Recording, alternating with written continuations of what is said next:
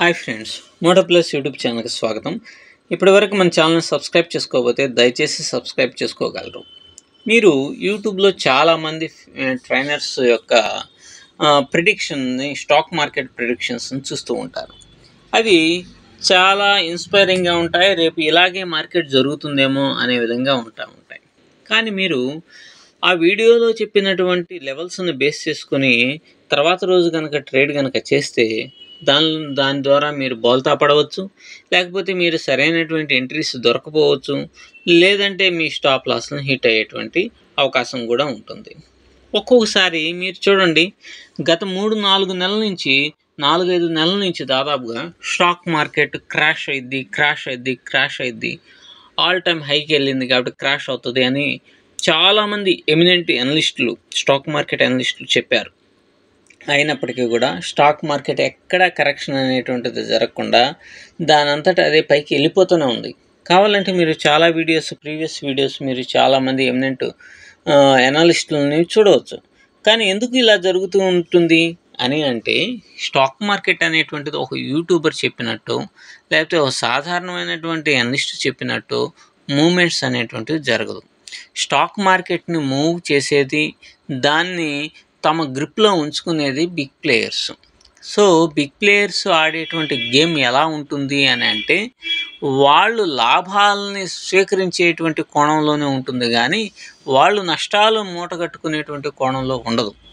ఎందుకంటే stock market ఒకవేళ crash కనుక అయితే, వాళ్ళు పెట్టినటువంటి కొన్ని కంపెనీస్లో అవి కనుక పడిపోతే నష్టాలు వస్తాయని అనుకున్నప్పుడు మార్కెట్ని పడనీయకుండా చేసేటువంటి క్యాపబిలిటీ ఈ బిగ్ ప్లేయర్స్కి ఉంటుంది. అందుకనే చాలామంది ఎన్ని రకాలైనటువంటి అనాలిసిస్లు చేసినా ఎక్కడా మార్కెట్ కరెక్షన్ జరగకుండా ముందుకే సాగిపోతూ ఉంది.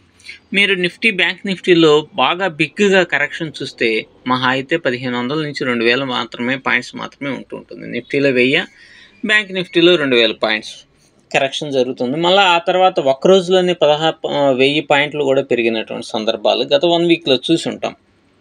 కాబట్టి ఏదైనా సరే ఈ యూట్యూబ్లో చెప్పేటువంటి వీడియోస్ని బేస్ చేసుకొని మీరు ట్రేడింగ్ కనుక చేస్తే అది దానివల్ల మీరు నష్టాలను మూటగట్టుకోవాల్సిన పరిస్థితి ఖచ్చితంగా ఉంటుంది.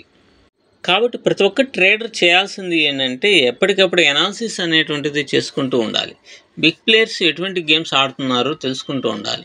గత 2-3 రోజుల నుంచి వాళ్ళు ఈ బిగ్ ప్లేయర్స్ ఏ విధంగా మార్కెట్ను మూవ్ చేస్తూ ఉన్నారో గమనించుకుంటూ కనుక ట్రేడ్ అనేటువంటిది చేయగలగాలి. లేదంటే మీకంటూ పర్ఫెక్ట్ అయినటువంటి స్ట్రాటజీ అనేటువంటివి ఉండాలి.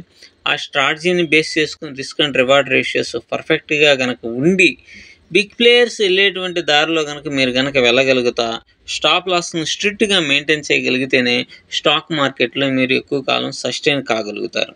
కాకుండా ఏదో ఒక వీడియోలో మీరు చూసినటువంటి లెవెల్స్ని బేస్ చేసుకొని మార్కెట్ జరిగిద్దిలే అని కనుక మీరు కనుక అనుకుంటే, రేపు బిగ్ గ్యాప్ అప్ అయ్యింది అనుకోండి, లేకపోతే బిగ్ గ్యాప్ డౌన్ అయింది అనుకోండి, అప్పుడు మీరు మీ యొక్క ఆలోచన విధానం అంతా తలకిందులు అయ్యేటువంటి అవకాశం ఉంటుంది. సో ఫస్ట్ ఆఫ్ ఆల్ మీరు స్టాక్ మార్కెట్లో లెవెల్స్ మీద అవగాహన అనేటువంటిది ఉండాలి.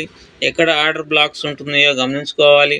అలాగే క్యాండిల్స్, ఎటువంటి క్యాండిల్స్ వేస్తున్నాయి, ఫుల్లీ బులిష్ క్యాండిల్స్ వేస్తున్నాయా, బేరిష్ క్యాండిల్స్ వేస్తున్నాయా, పిన్ బార్స్ వేస్తున్నాయి అనేటువంటి వాటి మీదైనా, కొన్ని ప్యాటర్న్స్ మీదైనా సరే అవగాహన అనేటువంటిది చాలా అంటే చాలా ముఖ్యం.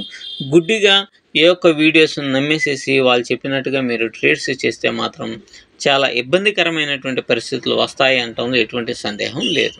Thank you.